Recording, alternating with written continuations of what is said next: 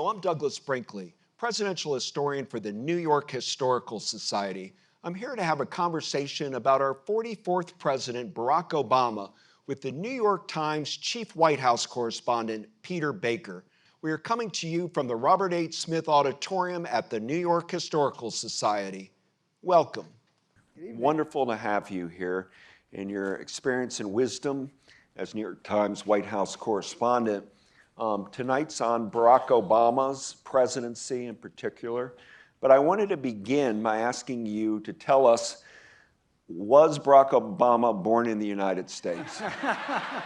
We're going to solve it once and for all tonight here in New York Historical Society. Well, I have it on great authority that he is, and the great authority, of course, is Donald Trump, who said, finally said in 2016 that it is in fact the case the president is born in the United States. So, what does Hawaii mean to Barack Obama, do you think? One of the things that makes Barack Obama so interesting is we have tried for now more than a decade to fit him into a box, right? To make him understandable to us in one fashion or another.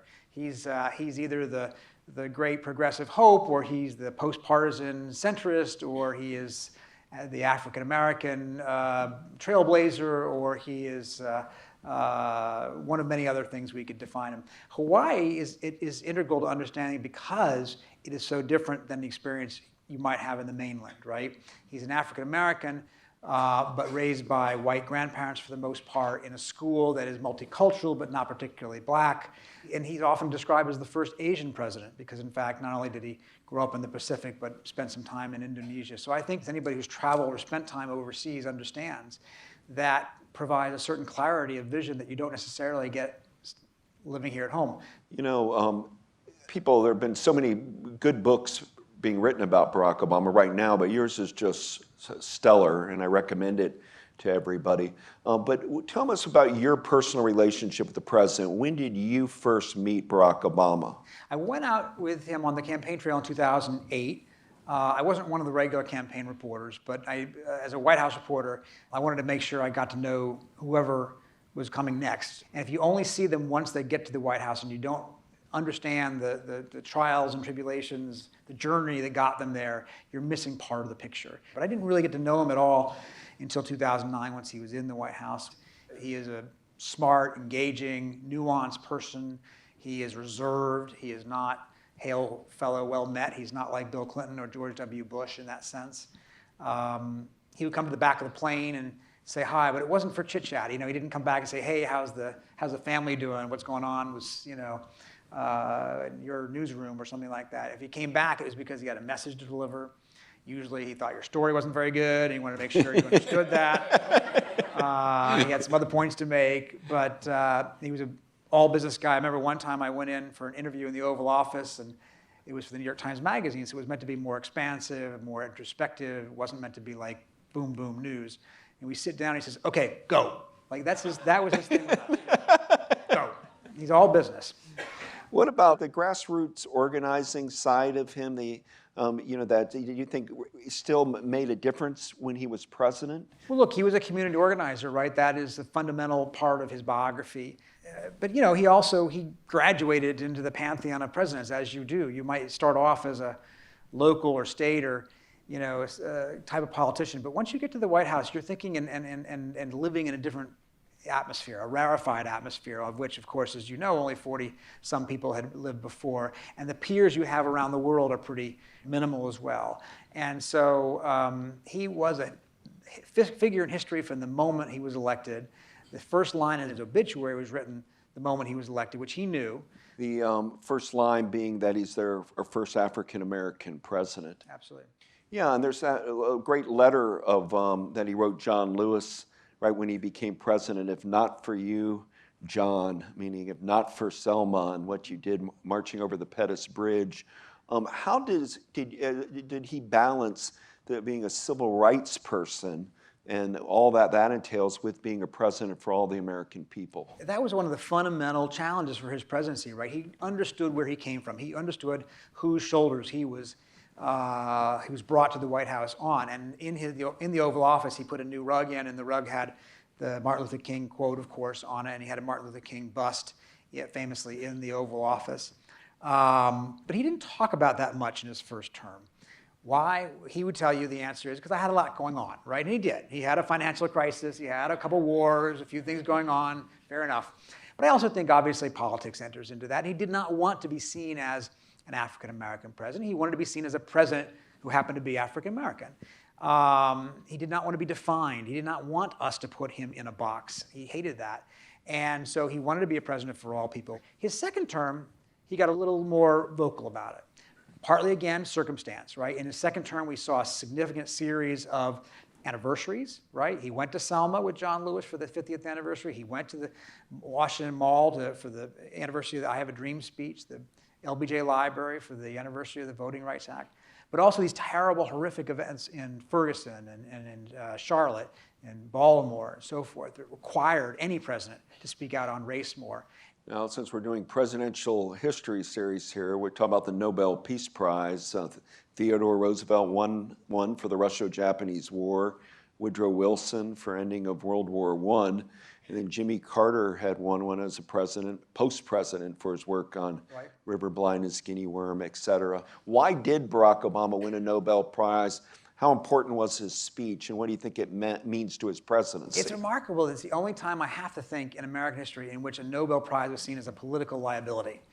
But it was. They didn't expect this. They didn't know it was coming. They suddenly get this message saying, oh, by the way, the president has just won a Nobel Prize. It was within months of turning in office, and he hadn't done anything at that point. And he knew he hadn't done anything at that point. The Nobel Prize was more about aspiration at that point than it was about achievement. And he felt awkward about it. And I think his staff was worried that it would look presumptuous. And it was coming at a time when he was in the middle of this 10-week review over what to do in Afghanistan. He was about to send more troops, not fewer troops, into war. So that was a complicated thing for him. What he did to square that circle was come up with one of his most memorable speeches in which he talked about the idea of war was necessary and how he was not Martin Luther King. It was not him. He was not Gandhi. He was not King. He was not a pacifist.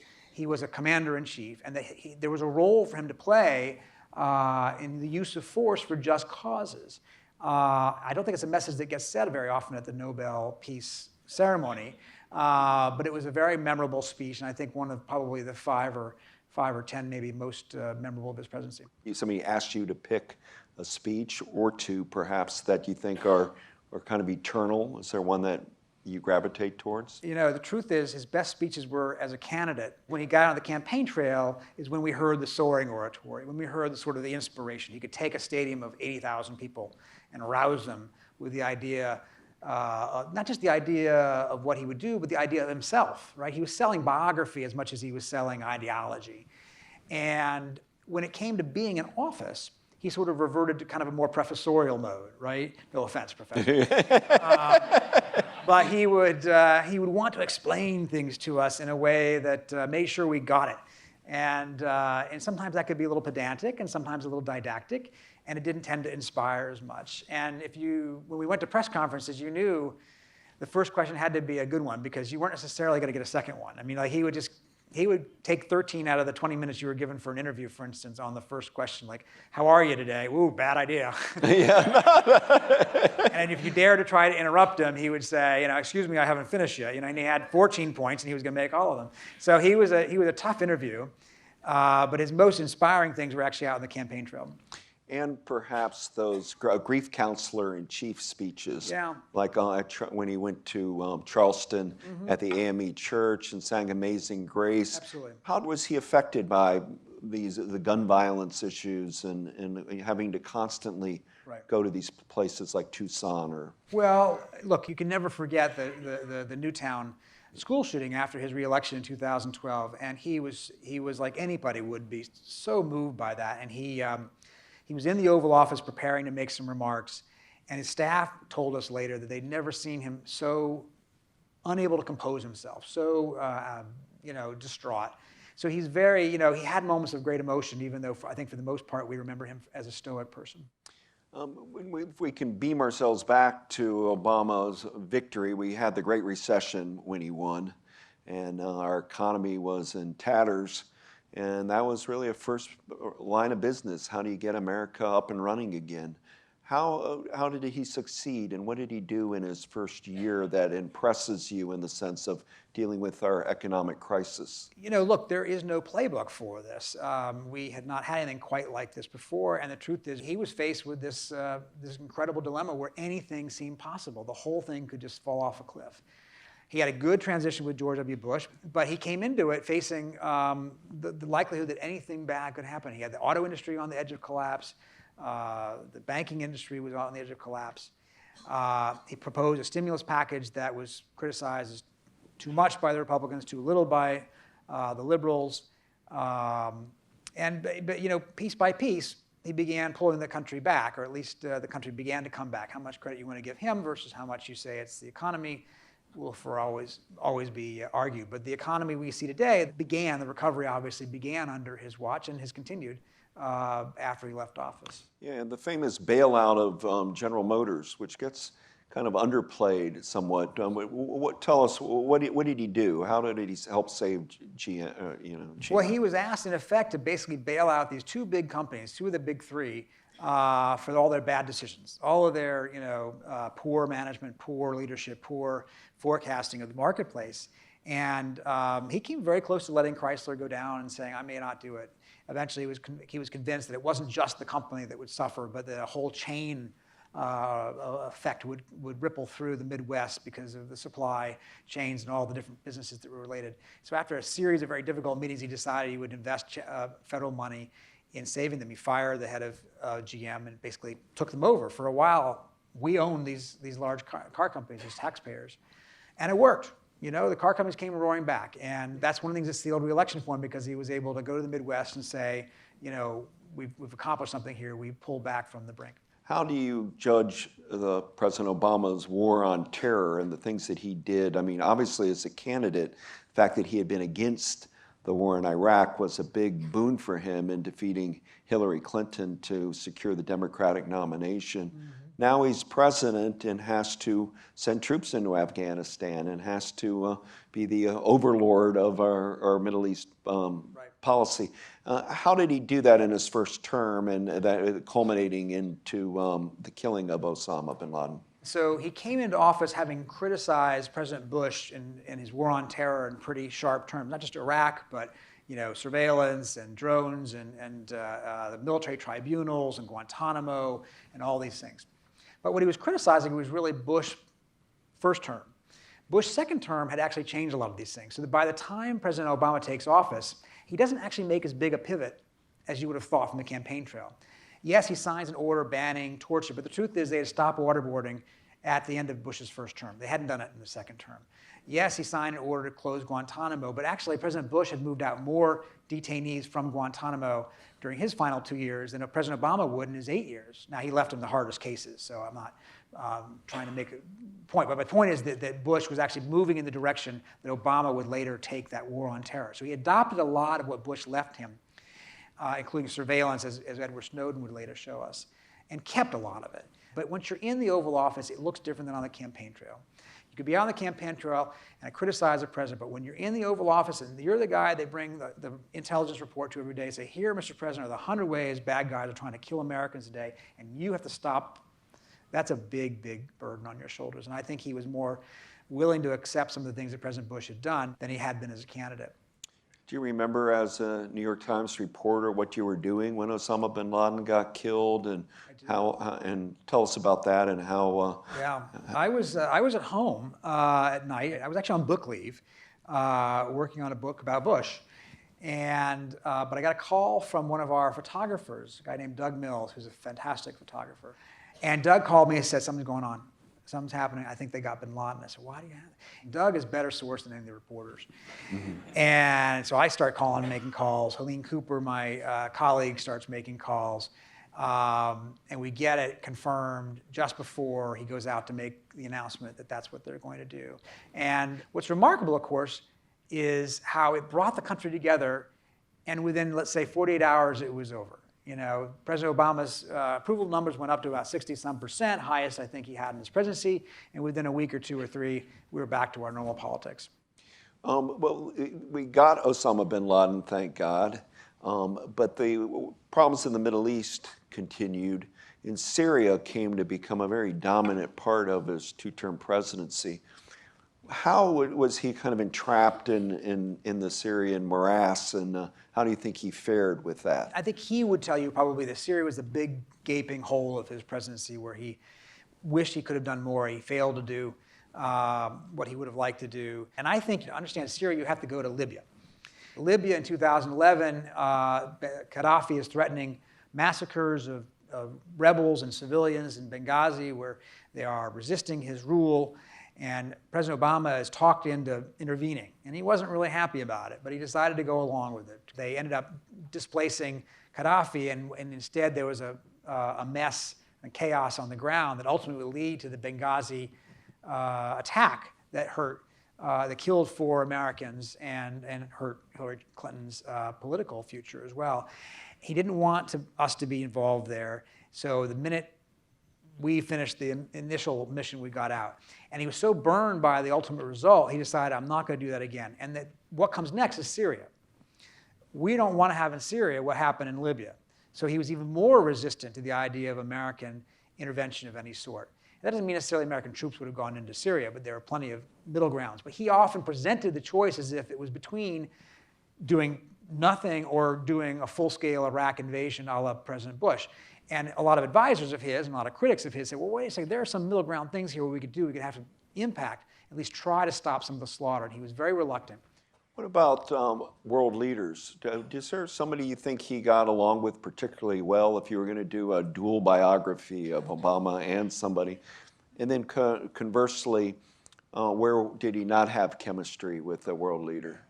You know, he was friendly well enough with, the David Camerons and so forth. Angela Merkel wasn't all that happy. Remember, she was being bugged by him, literally, her phone.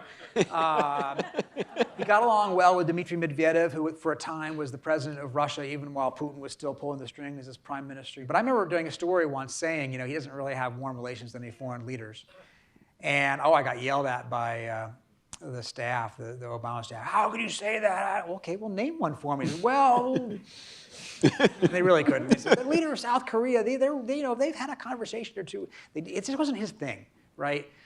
Other presidents personalized foreign policy, nobody more than George H.W. Bush, right? He had friends in every palace and presidential house in the world. Clinton certainly did that to an extent. Bush certainly did that to an extent. That just wasn't Obama's thing. And what about an adversarial relationship that you ever detected? Well, certainly Putin, right? He and Putin did not get along, let's say. Remember, of course, he said Putin was like that kid slouching in the back of the classroom, kind of like this, and he wasn't. That didn't go over very well in Moscow. But Putin had about the same amount of respect for Obama, so it's fair. I think Putin decided early on that Obama was weak, that he could roll him. He didn't have much respect for him, and he acted accordingly. And so the two of them were never going to be friends. What about Netanyahu? How did? Oh yeah, another one. Yeah, they do that. They're not going to invite Netanyahu to the reunions, I don't think, and vice versa. For some reason, from the very start, they just talked past each other. Netanyahu was convinced that Obama was naive about the Middle East, that when Obama talked about Palestinian aspirations and the desire to reach out to the Arab and the Muslim world after the Bush term, that he didn't know what he was talking about, that he didn't take Iran seriously enough. And so from Netanyahu's point of view, Obama was terrible, and Obama felt pretty similar about Netanyahu. Last foreign policy question. He had 2 secretaries of state, Hillary Clinton and then John Kerry. What was his relationship like with each of them? The relationship with Clinton, here these two had been extraordinary rivals through this very bitter, tough, hard-fought Democratic campaign. And then he gave her the most important slot he had to give other than the vice presidency. And I think they ended up becoming, forging a genuine relationship, a genuine friendship. Early on, she was nervous and insecure about her place in the cabinet. You saw that in some of those emails that were later released. He didn't have a lot of respect for the Clintons early on. But over time, I think that changed. He came to respect her. She came to respect him. They were there for those tough meetings in the Situation Room. John Kerry and he, I don't think were quite as close, but they respected each other. John Kerry, remember, gave him his first start on the national stage by giving him that keynote slot in the 2004 convention. With Kerry, it was a little bit more like Kerry was always running off trying to actually solve things. And sometimes the White House didn't necessarily want him to do that. But I think Obama came to respect Kerry's sort of Energizer Bunny, determination to get something done. And he basically says, okay, John, you want to go try it? Fine. And he let him do it. The big legacy piece, it looks like, is going to be the Affordable Care Act, Obamacare, and he went on to embrace the name. I'm proud, call it Obamacare. How much capital did he use in that first year to make that the signature progressive achievement? Yeah, almost all of it, right? I mean, he put everything, he put his whole presidency basically on that. Remember, he got the stimulus in 17 days. So he had that out of the way and then basically invested the next 13 months entirely in healthcare, to the point that he cost arguably his party the control of the House in the midterms in 2010. And then once they got it passed, for all of the blood they put into it, and as proud as they felt at that moment, they kind of abandoned the baby, and they didn't sell it. The polls came back negative. They decided it was a political loser. They said, well, we should talk about other things. But I think he was very proud of that accomplishment. Toward the end of his presidency, he came back to it. And I think that some of the polls now show there's more support for it now when it's under threat from President Trump than there was when President Obama was actually in office. And it gave birth to the Tea Party movement. Yeah. How do you think history is going to view the anti-Obama opposition of his presidency? I think you're right about the Tea Party. The Tea Party, arguably, by the way, has its origins with Bush, right? Bush was not a small government conservative. He was a big government conservative. And conservatives were mad about that, but kind of tamped it down while he was in office because he was a Republican. But remember, he expanded Medicare with Part D. He wanted immigration reform. He spent money on AIDS in Africa. I mean, Bush was much more of an activist than people remember, and more of an activist than a lot of libertarian conservatives wanted him to be. When Obama came in, they were liberated to be angry and to express that anger. And Obama played into it in the sense that he was a big government liberal, right? $800 billion stimulus program, government-run health care, Wall Street reforms, environmental regulation. That's the birth of the Tea Party. That's the birth then of Sarah Palin. Arguably, that's plays into today with Donald Trump. Tell me about Michelle Obama, beloved First Lady. What was her trajectory like during her 8 years in the White House, and what do you think she's going to be remembered for as First Lady? Well, obviously she had her program she cared about in terms of healthy eating and exercise and this families of soldiers and so forth. She didn't want to be in the White House. I mean, I think she made that pretty clear. She didn't really try to hide it very much. This is not her idea of a good life. She felt very burned, I think, by the campaign and some of the, what she thought was misinterpretations of some of the things she had said. And she kind of retreated early on and didn't use her platform as much as she could have. By the second term, you began to see her speak out a little bit more. I went to a commencement address she gave in Chicago where she talked much more openly about how early on, she was so mad about the slings and arrows that come with that position. And the race part of that bothered her a lot. She did not go unnoticed in her household that she was called Obama's baby mama on Fox News. It did not go unnoticed in her house that the New Yorker put her on the cover, dressed in an afro and doing a power punch or whatever, power fist. And those things bothered her a lot. And she talked about it openly in the second term about how long it took her to kind of get past that and move forward. What's the takeaway of 8 years of Barack Obama? What do you consider his greatest achievement that he was able to accomplish? You've touched on it probably already, but you might want to nail it here at the end for us. I think his presidency is about hopes. It's about the hopes that we had for him, the hopes he realized, and the hopes that were dashed. And I think that because he came into office with such unrealistically high expectations, and because he inspired so many people, including Republicans, I genuinely think a lot of Republicans who voted against him were still nonetheless inspired by his election and hoped that he would be what he seemed to be in their view, and he wasn't in their view. But obviously, bringing the economy back from the brink is going to be big in his chapter in history. You can't overlook that. I think again, being the first African American president, having a 8 strong years in the White House without personal scandal is you can't underestimate that. I think what he would argue is he pulled back and got us out of Iraq for the most part, even though we had to go back in but in a less robust way. I think that the healthcare thing continues to be his pride, and I think he thinks that it will still survive in some form and will be rescued and adjusted. The setbacks or the disappointments, the failings, anybody would say Syria was not a success. I think he did leave a foreign policy that was, in some cases successful, but in other cases muddled. His failure to follow through on the red line threat on chemical weapons soured a lot of foreign leaders toward him and toward the United States by virtue of the fact that we didn't follow up on our word. And now we have a chance, he's a young ex-president. So his legacy, I think, is still yet to be fully written. He has a lot of years to come. And I'm really looking forward to his book and hope his book is honest and candid, because I'm really interested to hear what he has to say and his observations now that he's no longer a politician, but an ex-politician. Thank you so much, Peter Baker, New York Times. Amazing.